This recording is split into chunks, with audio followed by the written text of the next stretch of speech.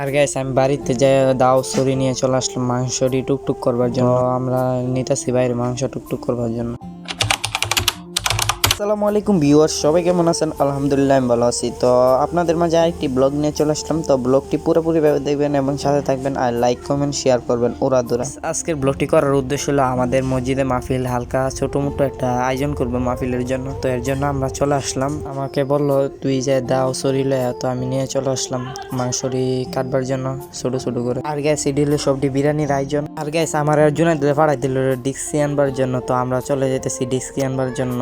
আর gas আমরা দুইটা ডিক্সি এনে লাইলাম যে পঞ্চুগুড়িতে। তো গ্যাস এনো মাংস বানাইতেছে, তো দেখতে পারতেছেন আপনারা। তো ব্লগটা পুরোপুরি ভাবে দেখতে থাকে। আর গ্যাস চুলার মধ্যে আগুন বসাই দিল। তো এইদিকে মাংস কাইটটা সবকিছু গুছাই লাইছে। তো গরম পানি বসাইছে এটা। আর গ্যাস আর একটা ডেক্সি বসাই দিল। তো এটার মধ্যে মাংসর মশলা পাতি দিতেছে, সবকিছু দিতেছে। গ্যাস আমরা দিয়ে দিল চাল দেবার জন্য।